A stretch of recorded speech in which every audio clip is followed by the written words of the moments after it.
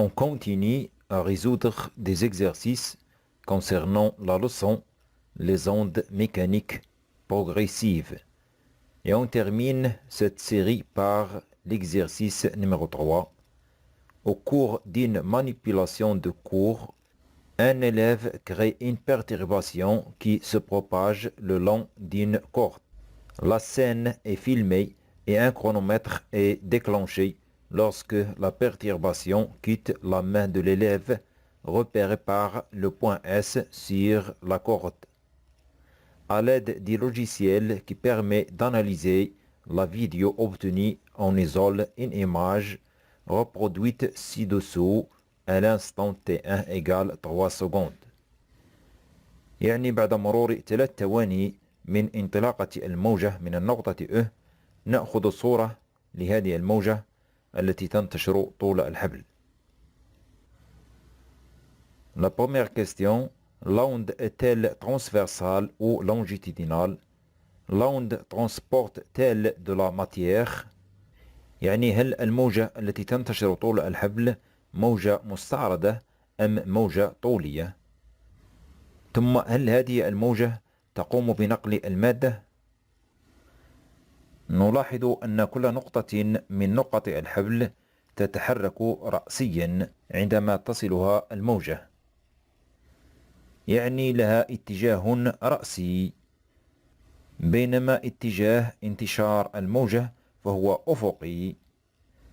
إذن اتجاه تحرك التشويه واتجاه انتشار الموجة فهما متعامدين، ونقول أن هذه الموجة فهي موجة مستعرضة، c'est-à-dire onde transversale. Et on écrit l'onde est transversale car les points de la corde se déplacent perpendiculairement à la direction de propagation de la perturbation. L'onde transporte-t-elle de la matière؟ يعني هل الموجة خلال انتشارها تقوم بنقل المادة؟ تقوم الموجة خلال انتشارها بنقل الطاقة ولا تقوم بنقل المادة ما دام كل نقطة تحافظ على مكانها. Et on écrit donc l'onde étudiée est une onde mécanique progressive. Elle transporte de l'énergie et ne déplace pas la matière. Deuxième question. Représentez par un point A sur la corde le front d'onde. يعني نمثل بالنقطة A على الحبل مقدمة الموجة، ومقدمة الموجة هي النقطة التي تمثل بداية الموجة ونرمز لها بالحرف A. La question numéro 3. Déterminez la célérité de l'onde le long de la corde. يعني نتعرف على سرعة الموجة التي تنتشر طول الحبل. نعلم أن سرعة الموجة هي خارج قسمة المسافة على الزمن، c'est-à-dire l'expression de la célérité de l'onde le long de la corde est V égale D divisé par delta T. D هي المسافة بين النقطة E التي انطلقت منها الموجة إلى النقطة A حيث قمنا بأخذ الصورة بعد مرور 3 ثواني، c'est-à-dire delta T égale TA moins TE égale 3 secondes. Et D égale combien? Égale 1 mètre, 2 mètres, 3 mètres. Et on ajoute avec D égale EA égale 3 cm et delta T égale TA moins TE égale T1 égale 3 secondes. Et on remplace donc D par 3 mètres et delta T par 3 secondes. Et on écrit V égale 3 mètres divisé par 3 secondes. Après le calcul, on obtient donc V égale 1 mètre fois S-1. La question numéro 4. Quel va être le mouvement du point D? Quelle est la durée de ce mouvement؟ يعني ما هي حركة النقطة D عندما تصلها الموجة؟ وما هي المدة الزمنية التي تستغرقها النقطة D عندما تكون في حركة.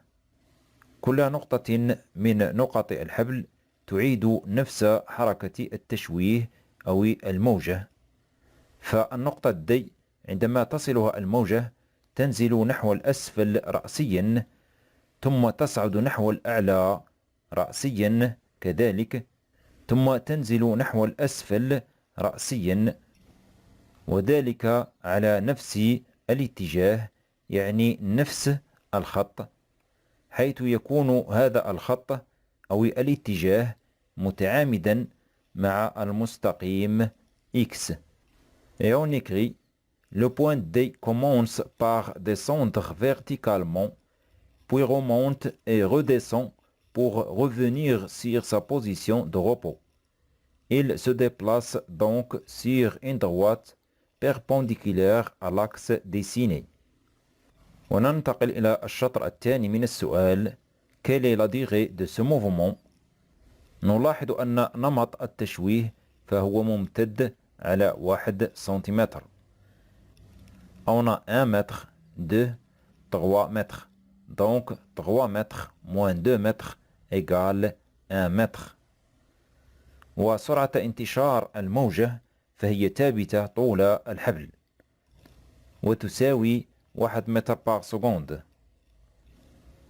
والسؤال: نريد معرفة المدة التي تستغرقها حركة كل نقطة عندما تصلها الموجة. Et on écrit: le motif de l'onde porte sur une distance qui vaut 1 mètre. Donc, en utilisant de nouveau la formule liant la distance et la célérité, et on écrit: c'est donc V égale D' divisé par delta T'. C'est-à-dire delta T' égale D' divisé par V. Avec D' égale 1 mètre et V égale 1 mètre par seconde, car la célérité de l'onde le long de la corde est constante. Donc on remplace D' par 1 mètre et V par 1 mètre par seconde et on fait l'application numérique. Donc delta T' égale 1 mètre divisé par 1 mètre par seconde.